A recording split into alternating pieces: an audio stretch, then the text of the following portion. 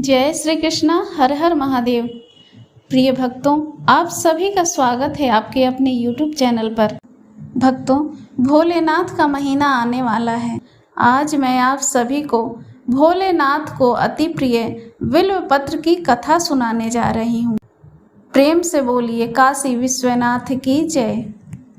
एक बार नारद जी ने भोलेनाथ की स्तुति करके पूछा, हे प्रभु, आपको प्रसन्न करने के लिए सबसे उत्तम और सुलभ साधन क्या है? हे त्रिलोकीनाथ, आप तो निर्विकार और निष्काम हैं। आप सहज ही प्रसन्न हो जाते हैं। फिर भी मेरी जानने की इच्छा है कि आपको क्या प्रिय है। शिव जी बोले, नारद जी, वैसे तो मुझे भक्त के भाव सबसे अधिक प्रिय हैं, फिर भी आपने पूछा है तो बताता हूँ। मुझे जल के साथ साथ बिल्व पत्र बहुत प्रिय है। जो अखंड बिल्व पत्र मुझे श्रद्धा से अर्पित करते हैं, मैं उन्हें अपने लोक में स्थान देता हूँ। नारद जी भगवान शंकर और माता पार्वती की वंदना कर अपने लोक को चले गए। उनके जाने के पश्चात पार्वती जी ने शिव जी से पूछा, हे प्रभु, मेरी यह जानने की बड़ी उत्कृष्ट इच्छा हो रही है कि आपको बिल्व पत्र इतने प्रिय क्यों हैं? कृपया करके मेरी जिज्ञासा को शांत करें। शिव जी बोले, हे शिवे, बिल्व के पत्ते मेरी जटा के समान हैं। उनका त्रिपत्र यानी 3 पत्ते ऋग्वेद, यजुर्वेद और सामवेद हैं। शाखाएं समस्त शास्त्र का स्वरूप है। बिल्व वृक्ष को आप पृथ्वी का कल्प वृक्ष ही समझें, जो ब्रह्मा विष्णु शिव स्वरूप है। स्वयं महालक्ष्मी ने शैल पर्वत पर बिल्व वृक्ष रूप में जन्म लिया था। यह सुनकर पार्वती जी के मन में कौतूहल हो गया। उन्होंने पूछा, देवी लक्ष्मी ने आखिर बिल्व वृक्ष का रूप क्यों लिया?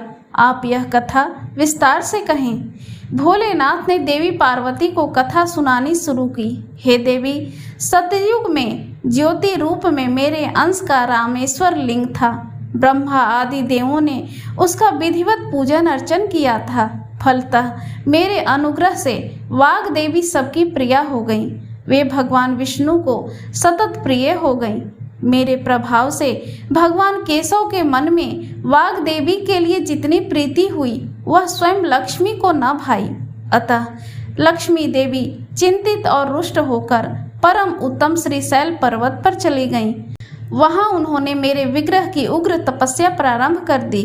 हे परमेश्वरी, कुछ समय बाद महालक्ष्मी जी ने मेरे विग्रह से थोड़ा ऊपर एक बिल्व वृक्ष का रूप धारण कर लिया और अपने पत्र पुष्प द्वारा निरंतर मेरा पूजन करने लगी। इस तरह उन्होंने कोटि वर्ष यानी 1 करोड़ वर्ष तक आराधना की। अंततः उन्हें मेरा अनुग्रह प्राप्त हुआ। महालक्ष्मी ने मांगा कि श्री हरि के हृदय में मेरे प्रभाव से वाग देवी के लिए जो स्नेह उत्पन्न हुआ है, वह समाप्त हो जाए। शिव जी बोले, मैंने महालक्ष्मी को समझाया कि श्री हरि के हृदय में आपके अतिरिक्त किसी और के लिए कोई प्रेम नहीं है।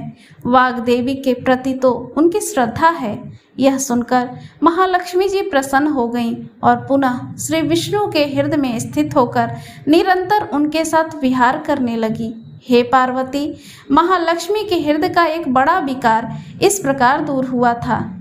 इस कारण हरिप्रिया उसी वृक्ष रूप में सर्वदा अतिशय भक्ति से भरकर यत्न पूर्वक मेरी पूजा करने लगी।